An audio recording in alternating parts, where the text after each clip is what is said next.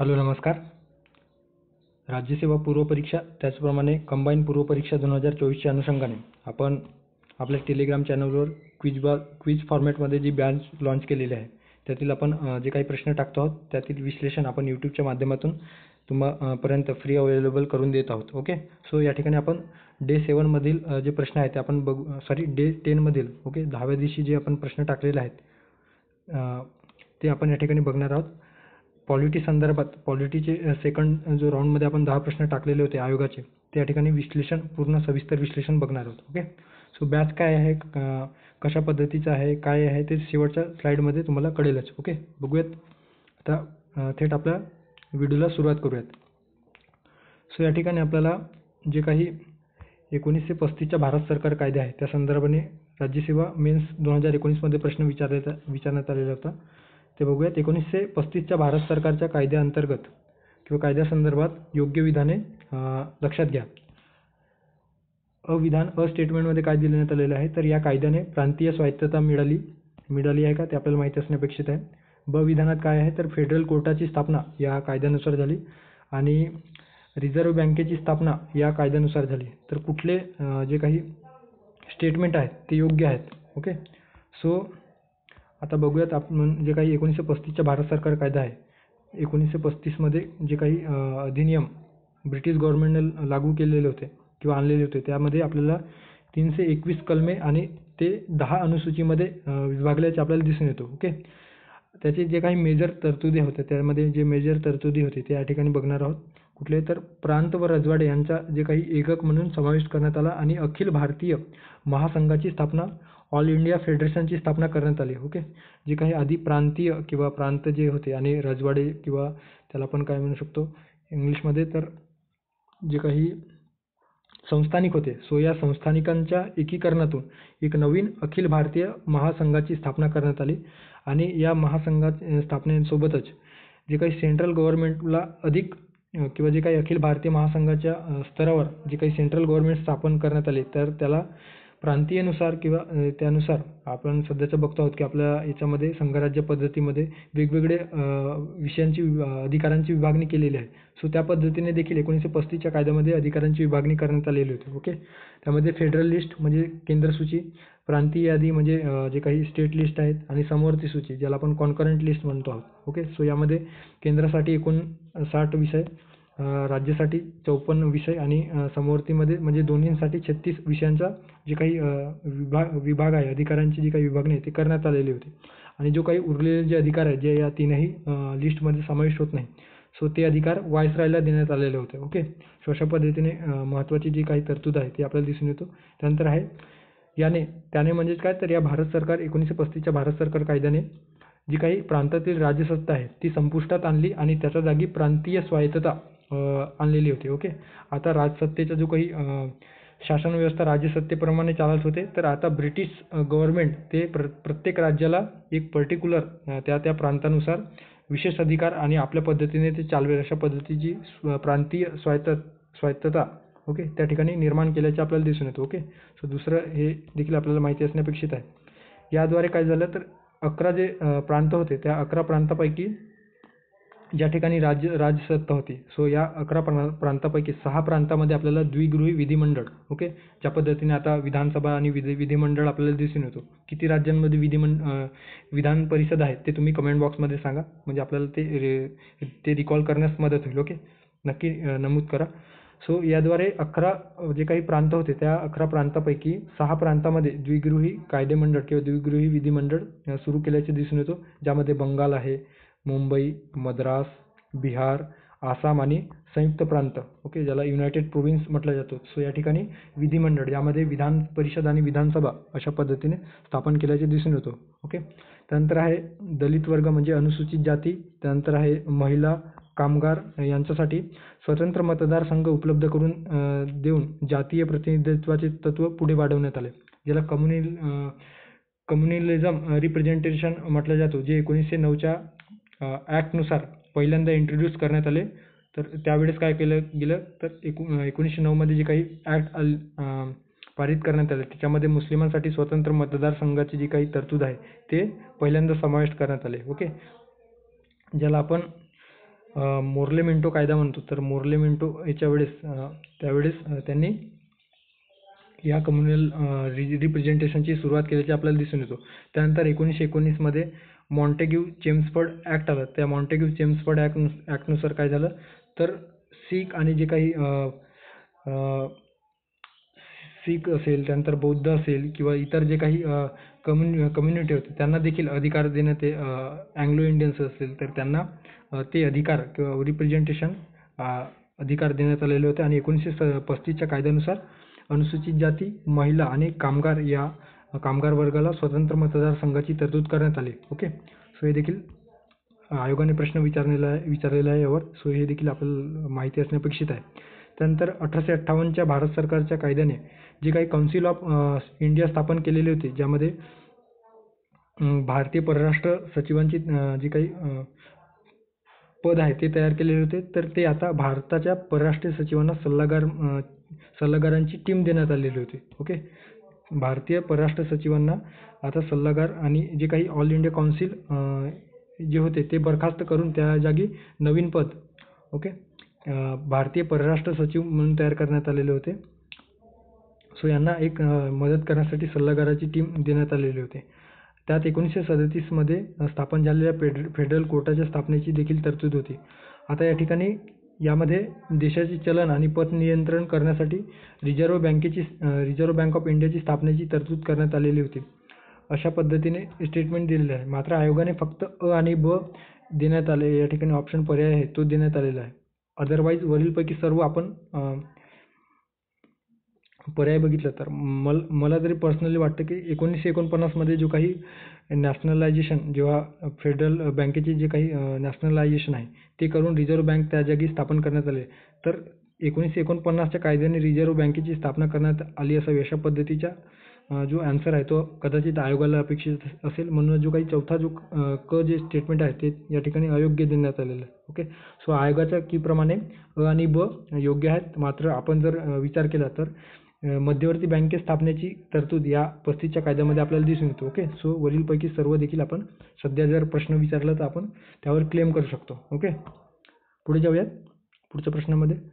So या ठिकाणी आपल्याला भारतीय संघराज्याची जी काही संघराज्य प्रणालीची जी वैशिष्ट्ये आहेत त्या वैशिष्ट्यांसंदर्भाने प्रश्न विचारण्यात आलेला आहे.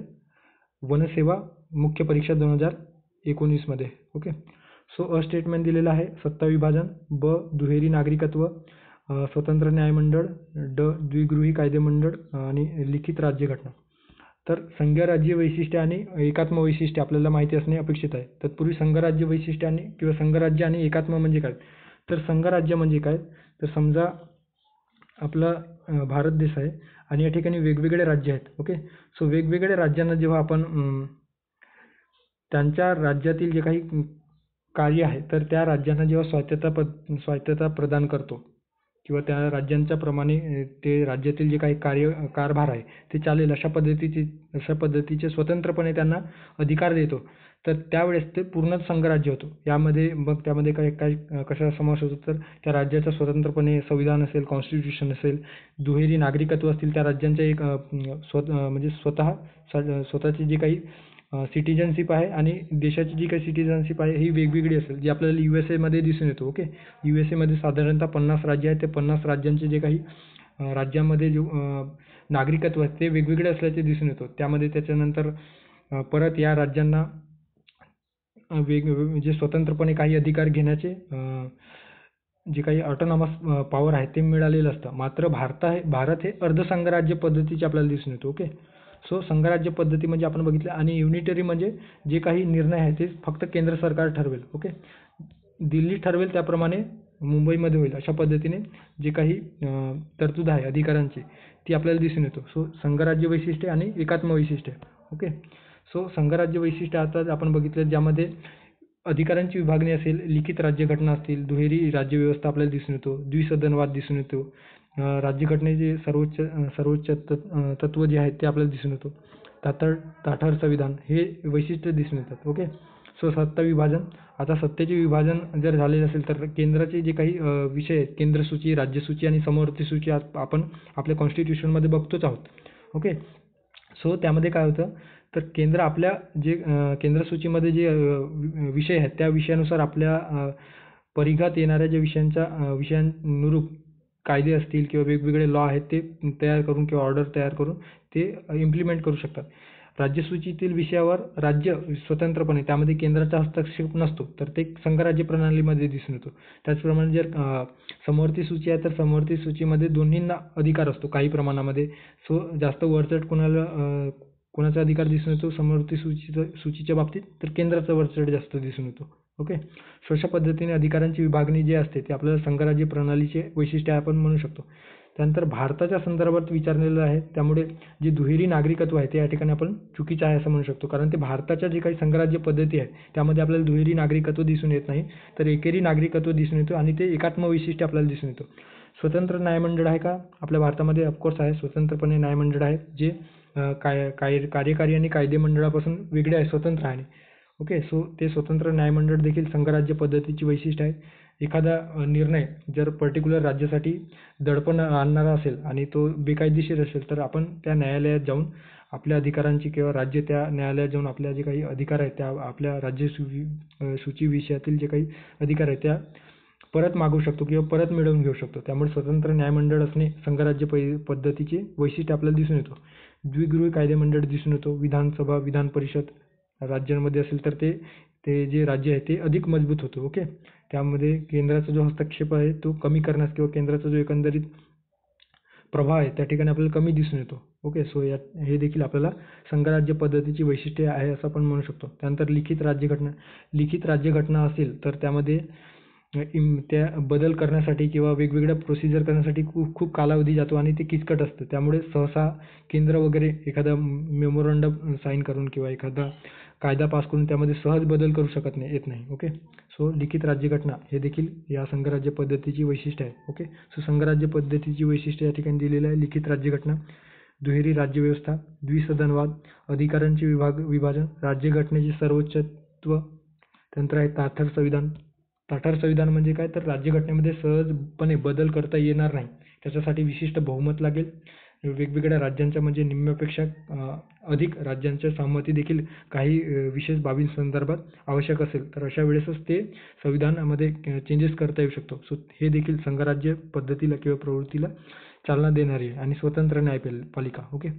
त्यानंतर एकात्म वैशिष्ट्यामध्ये मजबूत केंद्राला वाटेल त्याप्रमाणे निर्णय घेऊन राज्यामध्ये ती लादू शकतो. त्यानंतर हा एकच राज्यघटना असेल तर एकच राज्यघटना असल्याकारणानं आपल्या एकच राज्यघटना आहे त्यामुळे काही बाबतीत आपण केंद्रावर निर्भर असतो. ओके. त्यामुळेच आपल्याला जी काही संघराज्य पद्धती आहे ती अर्धसंघराज्य पद्धतीच्या जी वैशिष्ट्ये ती दिसून येतात.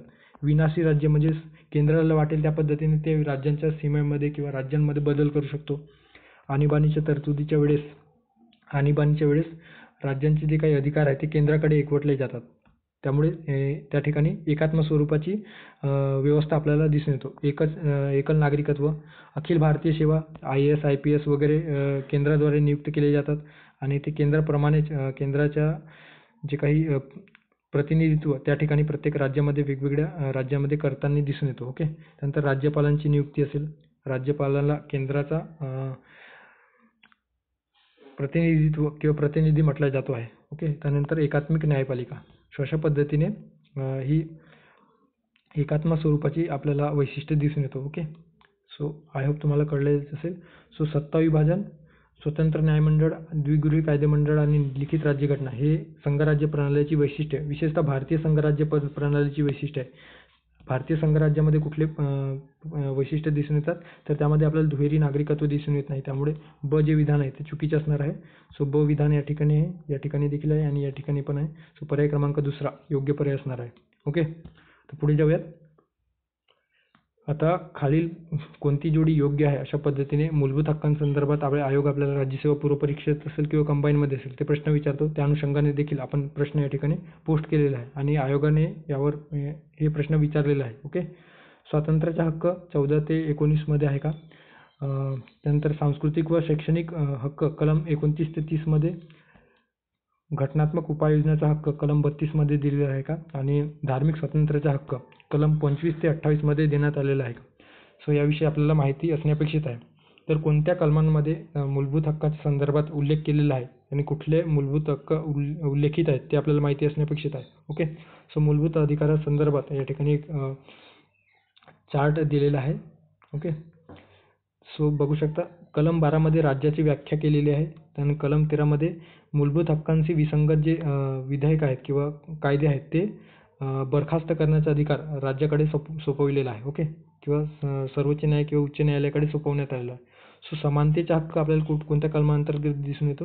14 ते 18 या कलमांतर्गत समानतेचा हक्क दिसून येतो, जे या ठिकाणी 14 ते 19 स्वातंत्र्याचा हक्क देण्यात आलेला आहे. त्यामुळे जे आहे स्टेटमेंट आहे ते चुकीचे असणार आहे. ओके. सो स्टेटमेंट चुकीचे असल्या कारणाने 1, 3 आणि 4 हे तीनही पर्याय बाद ठरतात. तर फक्त उरतो काय, तर 2 नंबरचा जो पर्याय आहे तो शेवटचा पर्याय शिल्लक राहतो. सो पर्याय क्रमांक 2 योग्य असणार आहे. ओके. त्यानंतर आहे सांस्कृतिक व शैक्षणिक हक्क. सांस्कृतिक आणि शैक्षणिक हक्क कोणत्या कलमांमध्ये देण्यात आलेला आहे? तर 29 ते 30. बरोबर आहे का? तर बरोबर आहे. सांस्कृतिक व शैक्षणिक हक्क 29 व 30 या कलमात देण्यात आलेला आहे. नंतर स्वातंत्र्याचे हक्क आपल्या कुठल्या कलमात देण्यात आहेत? तर 19 आणि 22 मध्ये. ओके. त्यानंतर घटनात्मक उपाययोजना करण्याचा हक्क कलम 32 मध्ये. सो कलम 32 मध्ये हे संविधानिक उपायाचा जे हक्क आहे ते देण्यात आलेलं आहे. आणि धार्मिक स्वातंत्र्याचा हक्क 25 ते 28. सो धार्मिक स्वातंत्र्याचा किंवा धर्म स्वातंत्र्याचा हक्क 25 ते 28 या कलमांमध्ये देण्यात आलेला आहे. सो ब, क, ड हे पर्याय बरोबर आहेत. तर हे चुकीचे आपल्याला पर्याय दिसून येतो. ओके. सो पर्याय क्रमांक 2 योग्य पर्याय असणार आहे.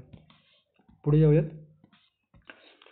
आता या ठिकाणी आपल्याला भारतीय राज्यघटनेच्या कोणत्या कलमान्वये कलमान्वये गरिबांना मोफत कायदेशीर सहाय्य देण्याची तरतूद आहे, अशा एकंदरीत प्रश्न विचारण्यात आलेला आहे. आणि हे जे प्रश्न आहे ते राज्यसेवा मुख्य परीक्षा 2016 मध्ये DPSP या टॉपिक अंतर्गत विचारण्यात आलेला आहे. ओके. सो गरिबांना किंवा जे दुर्बल घटक आहेत त्यांना मोफत व कायदेशीर सहाय्य कोणत्या कलमांतर्गत तरतूद करण्यात आलेली आहे आपल्या मार्गदर्शक तत्वामध्ये? कलम 44 आहे का? कलम 48 आहे का? कलम 39 आहे का? कलम 39 आहे का? किंवा कलम 48 आहे का? तर कुठल्या कलमात समावेश आहे? सो जेव्हा आपण राज्य धोरणाची मार्गदर्शक तत्त्वे बघतो तर ते काय आहे, तर शासनाचा कारभार, कायदे निर्मिती असतील, प्रशासकीय धोरणे असतील किंवा वेगवेगळ्या योजना असतील, तर त्या योजनांची किंवा या धोरणांची अंमलबजावणी करताना राज्यकर्त्यांना मार्गदर्शन करण्यासाठी काही तत्त्वे आवश्यक आहेत, अशा पद्धतीची आपल्या जे काही संविधान निर्माते आहेत त्यांच्या मनामध्ये भावना होती. आणि एकंदरीतच त्या तत्वानुसार ते शासन व्यवस्था वागेल किंवा ते वागतील अशा पद्धतीचे जे वागतोच आहे, आपण बघतोच आहोत. ओके. दिसतच असेल तुम्हाला कशा पद्धतीने योग्य पद्धतीने आपले गव्हर्नमेंट असेल किंवा कुठल्या जे आहे ते करतोच आहे. सो तो विषय नंतरचा. पण भारतीय संविधानकर्त्यांना वाटत होते की आपली जी काही सरकार आहेत ते त्या पद्धतीने वागायला हवं, की त्या पद्धतीने जे ध्येय धोरणे आहेत ते समाविष्ट करणे. आणि एकंदरीत उद्देश काय होता, तर सामाजिक व आर्थिक लोकशाही प्रस्थापित करणे. ओके. सामाजिक व आर्थिक लोकशाही प्रस्थापित करणे हे या मागे जो उद्देश होता तो आपल्याला दिसून येतो. तर राजकीय लोकशाही प्रस्थापित करताना जे काही मूलभूत हक्क आहेत ते राजकीय लोकशाही प्रस्थापित करण्यासाठी आवश्यक आहेत. मात्र सामाजिक आणि आर्थिक लोकशाही प्रस्थापित करण्यासाठी कुठले तरी तत्व असायला हवे, अशा पद्धतीची जी संकल्पना आहे किंवा जो एक काय म्हणू शकतो आपण विचारधारा आहे, तर त्यावेळेस डेव्हलप झालेली होती. आणि त्याच अनुषंगाने या DPSPचा समावेश आपल्या राज्यघटनेत करण्यात आल्याचे आपल्याला दिसून येतो. ओके.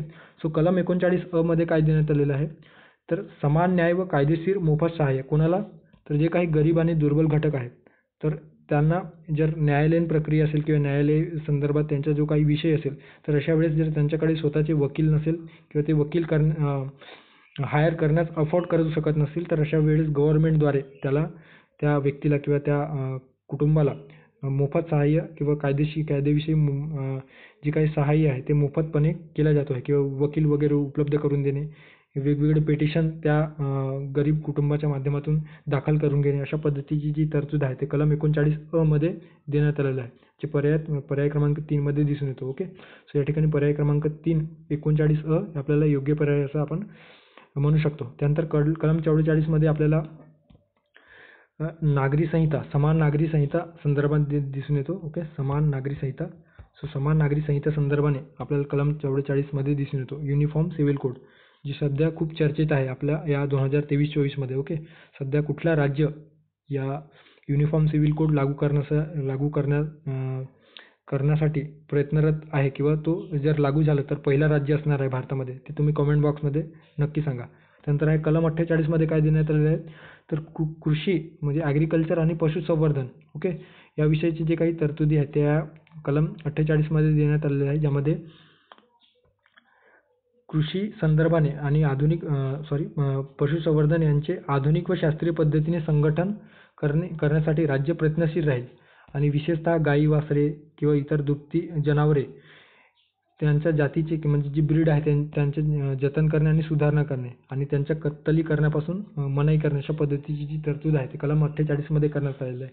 आणि 48A मध्ये काय आहे, तर पर्यावरणाच्या संरक्षण आणि संवर्धनाविषयी आपल्याला देण्यात आले दिसून येतो. ओके, सो ही तरतुदी या ठिकाणी दिलेल्या आहेत, तुम्ही वाचू शकता. ओके, सो DPSP देखील खूप महत्त्वाचं प्रकरण आहे. सो DPSP तर ते लक्षात घ्या.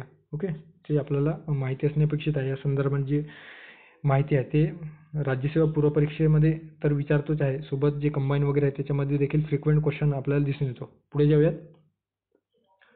या ठिकाणी भारताच्या राष्ट्रपती संदर्भाने प्रश्न विचारण्यात आलेला आहे आणि राज्यसेवा मेन्स 2019 मधील ही प्रश्न या ठिकाणी विचारण्यात आलेला आहे. सो स्टेटमेंट काय आहे, तर भारतीय सशस्त्र दलाचे प्रमुख असतात काय, राष्ट्रपती. त्यानंतर आहे ब स्टेटमेंट, कार्यकारी मंडळाचे भाग आहेत. ओके, राष्ट्रपती कार्यकारी मंडळाचे भाग आहेत का. त्यानंतर कायदे मंडळाचे भाग आहेत का क स्टेटमेंटमध्ये. आणि ड स्टेटमेंट, ते भारताचे पहिले नागरिक असतात किंवा आहेत. तर कुठले विधाने बरोबर आहेत, तर आपल्याला जे या ठिकाणी दिसून येतो की वरील सर्व विधाने बरोबर आहेत. ओके, सो राज्यघटनेच्या भाग 5 मध्ये कलम 52 ते 58 या कलमांतर्गत आपल्याला संघ कार्यकारिणीच्या म्हणजे केंद्रासंदर्भात जे उल्लेख आहे ते केल्याचे दिसून येतो, ज्यामध्ये राष्ट्रपती असेल, उपराष्ट्रपती असेल, पंतप्रधान, मंत्रिमंडळ आणि जे काही अटॉर्नी जनरल आहे, ओके, ज्याला आपण अटॉर्नी जनरल ऑफ इंडिया म्हणतो, तर त्यांचा समावेश भाग 5 मधील कलम 52 ते 78 मध्ये झाल्याचे दिसून येतो. सो राष्ट्रपती हे भारतीय राज्याचा प्रमुख दिसून येतो. ओके, आणि ते भारताचे पहिले नागरिक आहेत. तसेच त्यांनी देशाची एकता, अखंडता आणि एकात्मतेचे प्रतीक म्हणून या राष्ट्रपतींकडे बघितले जात आहे. ओके, सो ते भारताचे पहिले नागरिक आहेत का. ड जे विधान आहे ते योग्य असणार आहे. सो ब जे 2 नंबरचा जो पर्याय आहे तो या ठिकाणी बाद ठरतो. त्यानंतर बघूयात, ते भारताच्या संरक्षण दलाचे सर्वोच्च कमांडर असतात, जे वेगवेगळे अधिकार देण्यात आलेले आहे. ओके, ज्यामध्ये कार्यकारी अधिकार असतील, विधायी अधिकार असतील, आर्थिक अधिकार, न्यायालयीन अधिकार, राजनैतिक अधिकार, लष्करी अधिकार आणि आणीबाणी संदर्भात. तर लष्करी अधिकारांसंदर्भात आपल्याला असं दिसून येतो की राष्ट्रपती हे भारतीय संरक्षण दलाचे सर्वोच्च कमांडर म्हणजे ते प्रमुख असतात. ओके, सो जे स्टेटमेंट आहे ते देखील आपण योग्य आहे असल्याचे दिसून येतो. सो 2 आणि 3 पर्याय तर बाद ठरले. त्यानंतर ब, ड आणि वरीलपैकी सर्व तर कुठले बरोबर आहे, तर कार्यकारी मंडळाचे देखील ते भाग असतात. कार्यकारी मंडळाचे भाग म्हणजे काय, तर जेव्हा कायदे मंडळामध्ये एखादे विधेयक पारित झालेलं असेल तर त्याचं जेव्हा कायद्यामध्ये रूपांतर करायचे असेल तर त्यावेळेस ते विधेयक राष्ट्रपतींच्या स्वाक्षरी विना त्या कायद्यात रूपांतर होऊ शकत नाही. राष्ट्रपतीची स्वाक्षरी असेल तेव्हाच ते कायद्यामध्ये रूपांतर होऊ शकतो. त्यामुळे जे काही कार्यकारी विधेयक किंवा कायदे मंडळासंदर्भात जे विधेयक आहे ते आपलं दिसून येतं. ओके, अधिकार ते दिसून येतात. सो आणि जे बाकीचे जे निर्णय आहेत ते निर्णय देखील राष्ट्रपतीच्या नावाने पब्लिश होत असतो, जे महत्त्वाचे निर्णय आहेत. वास्तविक दृष्टीने पंतप्रधान हे सर्वोच्च असतात, मात्र नाममात्र दृष्टीने राष्ट्रपतींना अग्रगण्य स्थान देण्यात आलेलं आहे. ओके, सो ब आणि क हे देखील विधाने योग्य असल्याचे दिसून येतो. आर्थिक अधिकार त्यांना आहे. त्यानंतर न्यायालयीन संदर्भाने काही अधिकार आहेत. ओके, राजनैतिक अधिकार दिसून येतो. न्यायालयीन संदर्भाने 143 अंतर्गत जे वेगवेगळे सल्ला वगैरे असतील ते मागून घेणे किंवा सल्ला देण्याचे काम राष्ट्रपती सर्वोच्च न्यायालयाकडे करू शकतात. ओके, सो अशा विविध अधिकार दिसून येतात. सो वरीलपैकी सर्व विधाने या ठिकाणी योग्य आहेत. पुढे जाऊयात. आता पंतप्रधानांसंदर्भाने प्रश्न या ठिकाणी विचारण्यात आलेला आहे. पंतप्रधानांचे कर्तव्य आहे की त्यांनी मंत्रिमंडळाच्या निर्णयाची सूचना राष्ट्रपतीला द्यावे.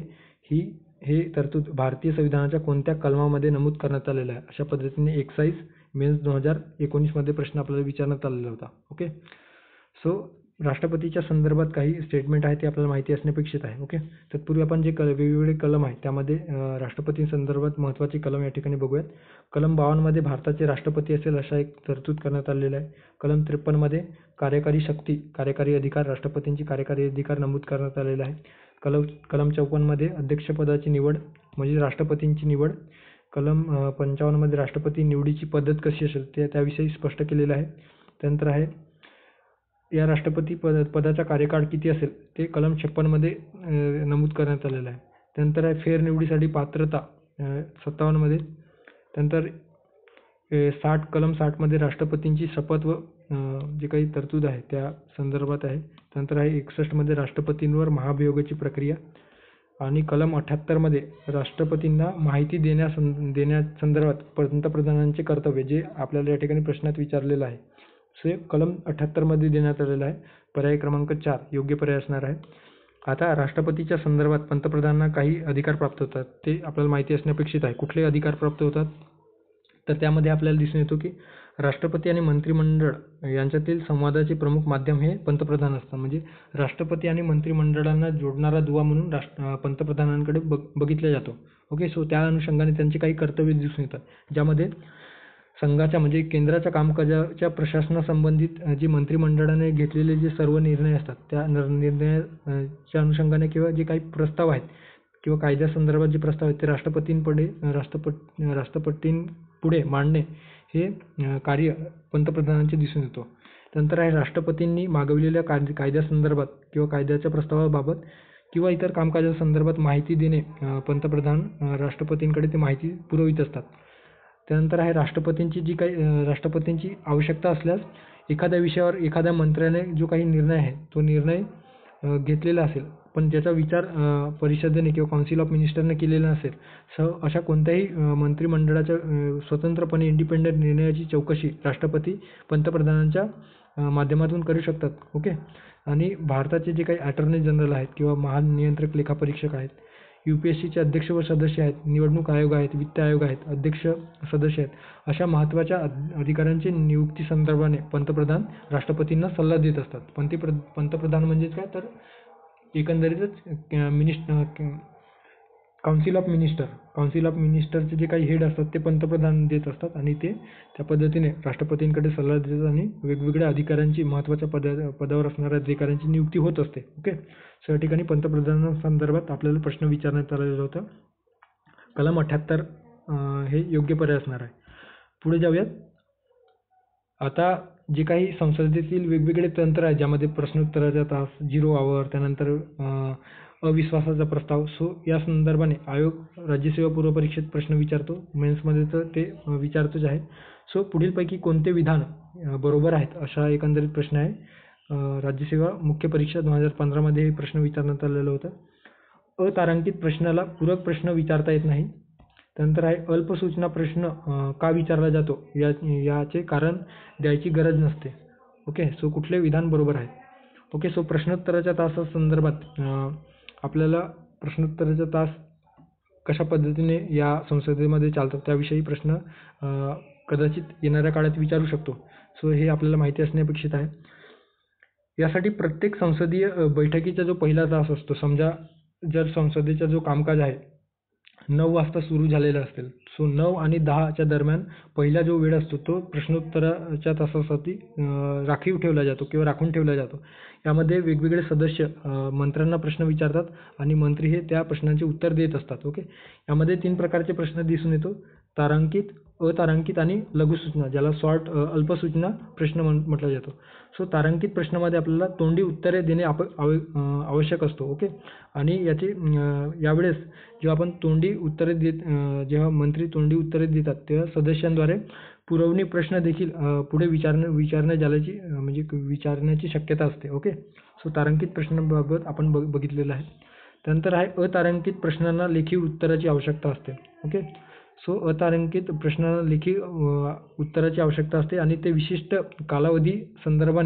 कालावधीच्या आधी म्हणजे 1 महिन्याच्या आधी त्या लेखी उत्तराच्या संदर्भाने प्रश्न विचारला जातो आणि लिखित ते प्रश्न विचारला जातो आहे. ओके, सो लेखी उत्तराची आवश्यकता असते आणि म्हणूनच या ठिकाणी पूरक प्रश्न विचारला जाऊ शकत नाही. ओके, जे आपल्याला स्टेटमेंटमध्ये देण्यात आलेलं आहे की अतारांकित प्रश्नाला पूरक प्रश्न विचारता येत नाही. सो हे बरोबर आहे. ओके, आता 10 दिवसापेक्षा कमी कालावधीची नोटीस देऊन जेव्हा प्रश्न विचारला जातो तेव्हा त्याला शॉर्ट नोटीस प्रश्न किंवा अल्पसूचना प्रश्न म्हटला जातो आणि हे देखील तोंडी उत्तरे दिले जाऊ शकतो. ओके, मात्र यावेळेस तो प्रश्न का विचारला जातो आहे त्याचे कारण देणे अपेक्षित असते. ओके, एखाद्या मंत्र्याला प्रश्न विचारताना जेव्हा शॉर्ट नोटीस पिरियडमध्ये 10 दिवसाच्या शॉर्ट नोटीस पिरियडमध्ये तो प्रश्न विचारला जात असेल तर तो प्रश्न का विचारला जातो आहे त्या प्रश्न विचारण्याच्या संदर्भाने जी काही माहिती आहे ते विचारणे गरजेचे किंवा कारण देणे गरजेचे असते. ओके, जेव्हा या ठिकाणी कारण देणे गरजेचे नसते अशा पद्धतीचा प्रश्न या ठिकाणी देण्यात आलेला आहे. सो हे जे स्टेटमेंट आहे ते चुकीचे असणार आहे, केवळ अयोग्य असणार आहे. ओके, सो कारण देणे अपेक्षित असते, कारण जेव्हा त्या मंत्र्यांना प्रश्न विचारला जातो तर त्यावेळेस मंत्र्याच्या जे काही खाजगी पर्सनल गोष्टीवर प्रश्न विचारला तर जात नाही ना, या गोष्टीची खात्री करण्यासाठी त्याचे कारण अपेक्षित असते. ओके, सो त्यालाच आपण शॉर्ट नोटीस प्रश्न म्हटला जातो आणि 10 दिवसाच्या कमी कालावधीमध्ये ते नोटीस देऊन तो प्रश्न संसदेत किंवा एकंदरीत अधिवेशन सुरू असताना विचारला जाऊ शकतो आणि अशा वेळेस जे मंत्री असतात ते तोंडी उत्तरे दिले जात असतात. ओके, सो खाजगी सदस्यांना अतारांकित लघुसूचना प्रश्न विचारला जातो. ओके, खाजगी सदस्यांना देखील हे प्रश्न आपल्याला विचारला जातो. सो तारांकित प्रश्नासाठी जे काही प्रश्न आहे ते कुठल्या कव्हर पेजवर छापला जातो किंवा कुठल्या पेजवर छापून येतात जेणेकरून ते आपल्याला स्पष्ट व्हायला पाहिजे की हिरव्या, पांढऱ्या आणि गुलाबी आणि पिवळ्या अशा रंगात वेगवेगळ्या रंगात ते छापला जातो. ओके, सो तारांकित प्रश्न आपल्याला हिरव्या रंगात छापल्याचे दिसून येतो, अतारांकित प्रश्न पांढऱ्या रंगात आणि लघुसूचना प्रश्न आपल्याला विशेषतः पिवळ्या रंगात छापल्याचे दिसून येतो. ओके, सो अशा पद्धतीने वेगवेगळ्या रंगासंदर्भात देखील आयोगाने प्रश्न विचारण्यात आलेला आहे. त्यानंतर आहे लोकलेखा समितीचे कान व डोळे म्हणून कोणाला संबोधले जाते असा एकंदरीत प्रश्न आहे, ज्यामध्ये संसद सचिव, महाधिवक्ता, नियंत्रक व महालेखा परीक्षक आणि महान्यायवादी. ओके, सो कुठले विधान योग्य आहे? सो ASO मेन्स 2013 हे प्रश्न विचारण्यात आलेलं होतं. सो आपल्याला माहितीच असेल लोकलेखा समितीची जी स्थापना आहे ती 1919च्या भारत सरकारच्या अधिनियमानुसार करण्यात आली आणि त्याची एकंदरीत स्थापना कधी झाली तर अस्तित्वात कधी आले तर 1921 ओके, ज्यामध्ये 22 सदस्य असतात, 15 सदस्य लोकसभेचे तर 7 सदस्य राज्यसभेचे. ओके, आणि यांची जी निवड असते ते 1 वर्षासाठी असते. एकल संक्रमणीय मतदान पद्धतीनुसार गुप्तपणे हे जी काही निवड आहे ती केली जाते. ओके, आणि यामध्ये मंत्री जे सदस्य असतात ते मंत्री या ठिकाणी सदस्य म्हणून त्यांची निवड केली जाऊ शकत नाही. ओके, मंत्री या लोकलेखा समितीचे सदस्य नसतात. 1967 पासून एक संकेत पाळला जातो, त्यामध्ये आपल्याला जे काही लोकलेखा समितीचे जे काही अध्यक्ष असतील ते विरोधी पक्षातून असतील अशा पद्धतीचे जो संकेत आहे तो या ठिकाणी पाळला जातो आणि या समितीला कॅगची मदत मिळत असते. कॅग म्हणजे काय तर नियंत्रक व महालेखा परीक्षक त्यांची मदत मिळत असते, म्हणूनच कॅगला समितीचे मार्गदर्शक, मित्र आणि तत्वज्ञ म्हणून ओळखले जातो व त्यांना कान व डोळे देखील म्हटलं जातो आहे. ओके, सो पर्याय क्रमांक 3 योग्य पर्याय असणार आहे. ओके, सो या ठिकाणी लक्षात घ्या, कॅग संदर्भाने या ठिकाणी दिलेलं आहे. 148 कलमांतर्गत या कॅग संदर्भात तरतूद करण्यात आलेली आहे. 49 अंतर्गत त्यांचे कर्तव्य अधिकार, 51 अंतर्गत कॅगने जे काही अहवाल प्रसिद्ध करायचे आहे त्या संदर्भात कलम 151 अंतर्गत देण्यात आलेला आहे. ओके, सो अशा पद्धतीने कॅग संदर्भात ॲडिशनल माहिती तुम्ही वाचू शकता. पुढे जाऊयात. आता या ठिकाणी भारतीय राज्यघटनेच्या घटनेतील कोणत्या तरतुदी न्यायालयाच्या स्वतंत्रतेसंदर्भात आहे असा एकंदरीत प्रश्न विचारण्यात आलेला आहे. न्यायाधीशाची नियुक्ती व पदच्युती म्हणजे पदावरून दूर करणे, कार्यकाळाची सुरक्षा, न्यायाधीशांना लाभलेली कार्यकाळाची सुरक्षा, त्यांच्या वेतन व शर्ती, स्टेटमेंट आहे, विधान आहे, न्यायालयाच्या अवमानाबाबत शिक्षा देण्याचा अधिकार. सो जे कुठल्या तरतुदी आहेत ज्यामुळे न्यायालयाच्या स्वतंत्रतेला कुठल्याही पद्धतीचा धोका नसतो. सो सर्वोच्च न्यायालयाचे जे काही स्वातंत्र्य किंवा सर्वोच्च न्यायालय किंवा उच्च न्यायालय या न्यायालयाचे स्वतंत्र व निष्पक्षपाती कामकाज सुरळीत ठेवण्यासाठी राज्यघटनेमध्ये काही तरतुदी समाविष्ट करण्यात आलेल्या आहे. ओके, ज्यात आपल्याला नियुक्तीची पद्धत असेल, नियुक्तीची पद्धत एका विशिष्ट कॉलेजियमच्या पद्धतीच्या माध्यमातून ती घेतली जाते. ओके, ज्या कॉलेजियममध्ये न्यायमूर्तींचा जास्त भरणा असतो. ओके, आणि ते राष्ट्रपतींकडे शिफारस करतात आणि राष्ट्रपती मग ते एखाद्या न्यायाधीशाची सुप्रीम कोर्टामध्ये किंवा हायकोर्टामध्ये नियुक्ती करत असतात. कार्यकाळाची सुरक्षा लाभलेली आहे. कार्यकाळाची सुरक्षा म्हणजे काय तर सर्वोच्च न्यायालयाचे जे न्यायाधीश आहेत ते वयाच्या 65 वर्षापर्यंत आपल्या पदावर राहू शकतात आणि जे उच्च न्यायालयाचे हायकोर्टच्या संदर्भात 62 वर्षापर्यंत जे उच्च न्यायालयाचे जे न्यायाधीश आहेत ते आपल्या पदावर राहू शकतात. तत्पूर्वी त्यांना काढता येणार नाही. ओके, किंवा त्यांच्यावर शिस्तभंगाची कार्यक्रिया कायदेशीर महाभियोगाची प्रक्रियेद्वारेच त्यांना काढता येऊ शकतो. ओके, अदरवाईज त्यांना वाटेल त्यावेळेस काढता येऊ शकत नाही. त्यामुळे कार्यकाराची सुरक्षा देखील लाभल्याचे दिसून येतो. त्यानंतर आहे निश्चित सेवा सरती त्यांच्यासाठी केल्याचे दिसून येतो. त्यांच्या नियुक्तीनंतर त्यांच्या पगारामध्ये कुठल्याही प्रकारचे कपात हवा एक्सेप्ट जेव्हा आपल्या देशामध्ये फायनान्शियल जी काही इमर्जन्सी आहे त्यावेळेस सोडून बाकीच्या वेळेस त्यांच्या पगारामध्ये कपात केली जाऊ शकत नाही किंवा वेगवेगळे जे काही सेवा आहेत त्यांना प्रदान केल्या जातो. सो ते देखील या निष्पक्ष आणि स्वतंत्र न्यायव्यवस्थेला कार्य करण्यासाठी किंवा सुरळीत कामकाज चालवण्यासाठी तरतूद स्पष्ट करण्यात आली आहे. त्यांचे जे काही वेतन व भत्ते असते ते एकत्रित कन्सोलिडेटेड फंड ऑफ इंडियाद्वारे खरेदी केली जाऊ शकते, ज्यावर कुठल्याही पद्धतीच्या मत देण्याचा किंवा त्यावर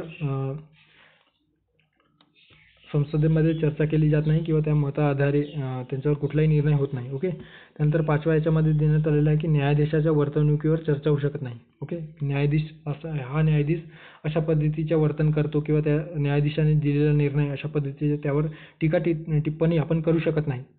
नाहीतर अशा वेळेस आपल्यावर न्यायालयाचा अवमान जे या ठिकाणी दिलेलं आहे की न्यायालयाचा अवमान केल्याबद्दल शिक्षा करण्याचा अधिकार. तुम्हाला प्रशांत भूषण केस माहितीच असेल. प्रशांत भूषणमध्ये काय तर न्यायालयाच्या अवमान अंतर्गत प्रशांत भूषणवर शिक्षा झालेली होती आणि किमान म्हणजे ₹1 शिक्षा आपल्याला झाल्याचे दिसून येतो. ओके, ₹1 शिक्षा त्यांना एक सिम्बॉलिक शिक्षा झाल्याचे आपल्याला दिसून येतो. ओके, सो नियुक्तीनंतर त्यांना प्रॅक्टिसवर बंदी. नियुक्तीनंतर कुठल्याही न्यायालयात ते प्रॅक्टिस करू शकणार नाही अशा पद्धतीची बंदी त्यांच्यावर करण्यात आलेली आहे.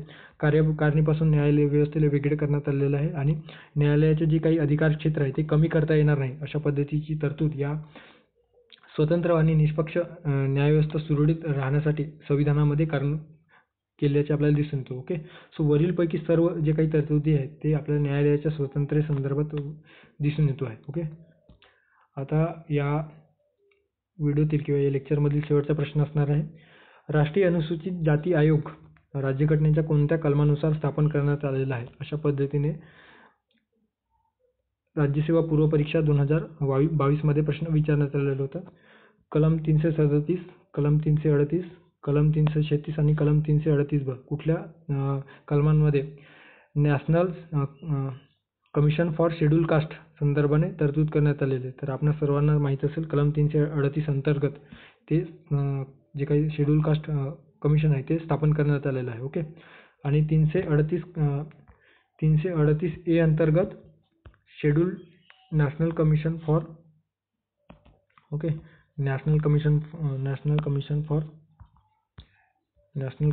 शेड्यूल ट्राईब संदर्भात 338B मध्ये समाविष्ट करण्यात आलेला आहे. तर जे काही NCBC आहे national commission for backward classes ते 338A नुसार काहीतरी चुकतंय आपला. ओके, सो 338A नुसार national commission for schedule tribe हे 338 कलम A नुसार स्थापन करण्यात आलेलं आहे. नंतर national commission for backward classes 338B नुसार संवैधानिक दर्जा देण्यात आलेला आहे. ओके, संवैधानिक दर्जा यांना किंवा घटनात्मक दर्जा देण्यात आलेला आहे आणि 338 कलमानुसार शेड्यूल कास्ट कमिशन स्थापन करण्यात आलेलं आहे. ओके, सो काही इन्फॉर्मेशन ॲडिशनल दिलेलं आहे ते तुम्ही नंतर वाचू शकता. ओके, सो अशा पद्धतीने आपण 10 प्रश्न या ठिकाणी आपण डिस्कस केलेलं आहे. आणि हे जे प्रश्न आहेत ते तुम्हाला जर ते सॉल्व्ह करायचे असतील तर एक आपण छोटीशी क्विज बॅच आपल्या टेलिग्राम चॅनलमध्ये लॉन्च केलेली आहे. त्या जॉईन करा, तुम्हाला त्याचा नक्कीच फायदा होणार आहे, खात्रीशीर सांगतो आहे.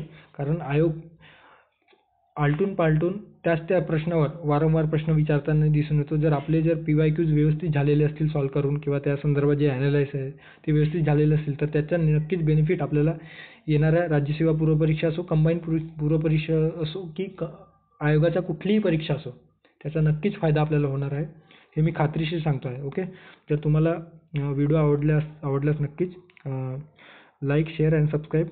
ओके, आणि जर तुम्हाला या बॅचविषयी माहिती हवी असेल तर या टेलिग्राम चॅनलला फॉलो करा, तुम्हाला त्या ठिकाणी बॅचविषयी इत्थंभूत माहिती मिळून जाईल. ओके, सो अशा पद्धतीने आपण डे 10 म्हणजे 10 दिवसापर्यंत जे आपण रोज 10 10x10 100 प्रश्न आणि या ठिकाणी आपण 2 चालू घडामोडीचे प्रश्न डिस्कस केलेले आहे, ज्यामध्ये 15 प्रश्न आपण त्या ठिकाणी डिस्कस केले.